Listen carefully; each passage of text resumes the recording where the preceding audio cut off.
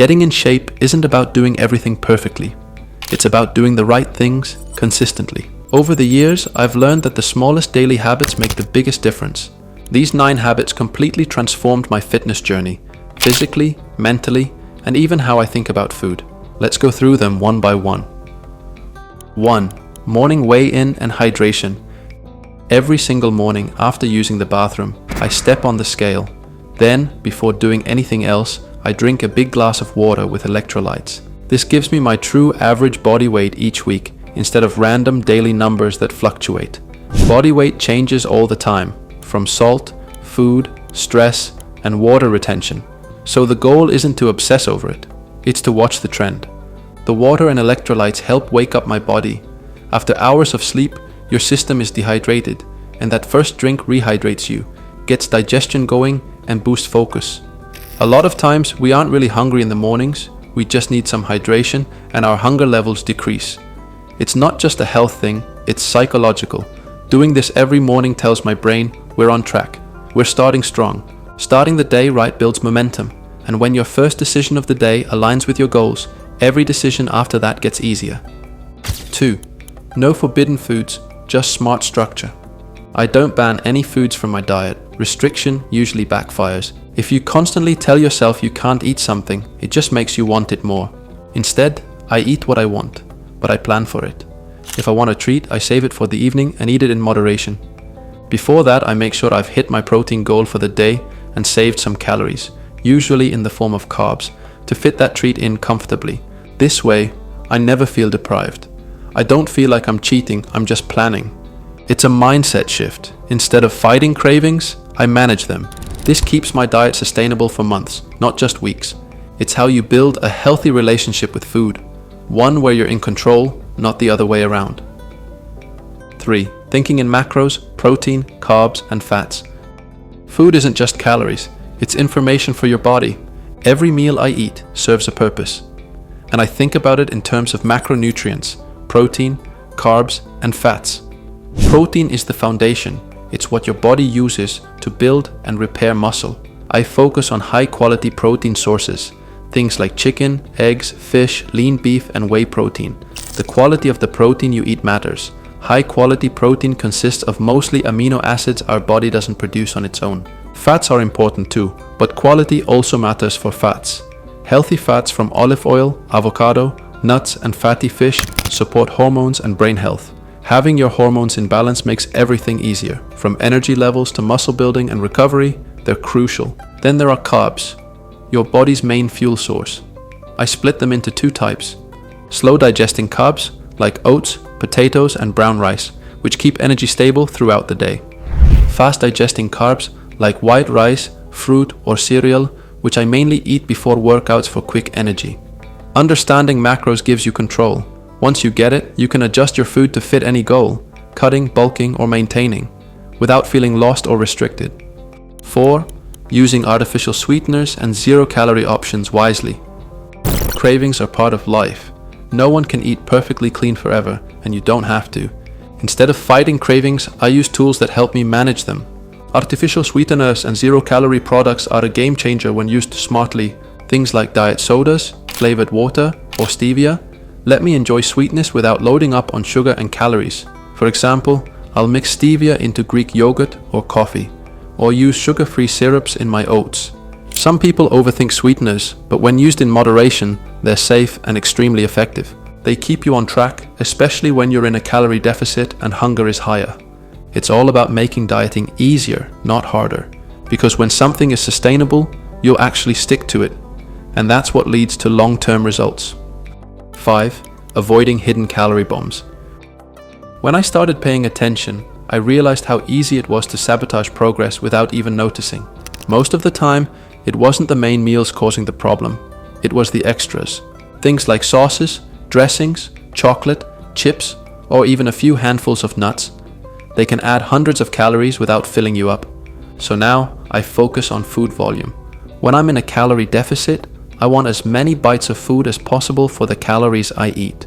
That means low-calorie, high-volume foods, lean proteins, vegetables, fruits, and smart carb choices. I still include fats, but I measure them carefully.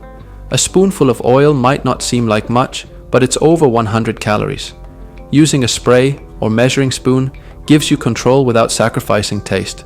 This mindset helps me feel full, even while cutting. The goal isn't to eat less food, it's to eat less calories. 6. Taking essential vitamins and minerals. Feeling good physically and mentally is underrated in fitness. If your energy is low, your recovery is poor, or your mood is unstable, everything becomes harder. That's why I make sure to get essential vitamins and minerals every day. A solid multivitamin, omega-3s and magnesium cover the basics for me. I also try to eat a variety of nutrient-dense foods, things like leafy greens, berries, and lean proteins, to keep my body balanced. These small details have a big impact. When your body is fueled properly, you perform better, recover faster, and feel more motivated. And when you feel good, you naturally do better, whether it's in the gym, at work, or just showing up for yourself. Health isn't only about looking strong, it's about feeling strong too. 7. Training each muscle group twice per week. This one changed everything for me. I used to train every muscle once a week, the typical bro split. But when I started training each muscle group 2 to 3 times per week, my progress skyrocketed. Here's why. Training frequency and volume go hand in hand. Hitting a muscle more often keeps it stimulated and allows for faster growth and better recovery cycles. But there's a balance. Too much training volume and high frequency training would not be a smart choice. If you up the frequency, you'll need to lower the volume for each workout. So I focus on effective volume. Enough to challenge the muscles, but not so much that recovery suffers. For example, an upper-lower split where you hit each muscle twice per week is both super effective and sustainable, since you'll only be training 4 times per week and each workout would only take 1 to 1.5 hours tops. I also recommend having 3 variables for each upper day and each lower day. This way you can put emphasis on a lot more muscles and exercises. I could go more into detail with this, but for the sake of time, I'll save it for a later video if you're interested. Let me know in the comments if you'd like a deep dive on training splits and workouts that would give you the best bang for your buck. 8. Thinking in weekly calories, not daily calories. This mindset is a game changer for sustainability. A lot of people panic when they go over their calorie target for the day. Maybe they had a birthday dinner or went out with friends. But here's the thing. What really matters is your weekly calorie average, not your daily one. If I eat more than planned on one day, I simply eat a bit less over the next couple of days. It all balances out. Let's say I go 300 calories over my goal one day. What I do is spread those calories out for the next 3 days and eat 100 calories less for each of those 3 days. This keeps me from stressing over small slip-ups because I know I can adjust and stay on track. It's a simple concept, but it changes how you see dieting. It gives you flexibility, removes guilt, and makes your plan something you can actually live with long term. And that's the key. Building something sustainable, not something you quit after 3 weeks. 9. Understanding macros and food choices. This is the habit that ties everything together. I know my macros and I understand the nutritional content of the foods I eat. That doesn't mean I count every calorie forever. It just means I know what I'm putting into my body. I know which foods are high in protein, which are high in fats, and which ones are mainly carbs. I know which foods help me feel full and which ones make me hungrier. This knowledge makes everything easier. When I'm cutting, I choose foods that are lean, high in protein, and filling. When I'm bulking, I focus on calorie-dense, nutritious foods that support muscle growth. Understanding food gives you freedom. You're no longer guessing, and you're not relying on strict meal plans. You can adapt, at home, eating out, or even while traveling, because you know what your body needs and how to feed it. And that's real control, not restriction, but awareness. These 9 habits aren't complicated, but they work because they're consistent.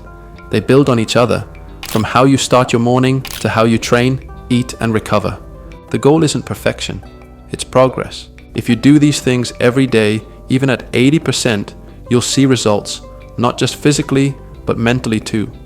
Because fitness isn't just about lifting weights or tracking macros. It's about building a lifestyle that supports your goals, one habit, one decision, one day at a time. Start small, stay consistent, and remember, the results will come as long as you don't stop showing up and wanting to learn more.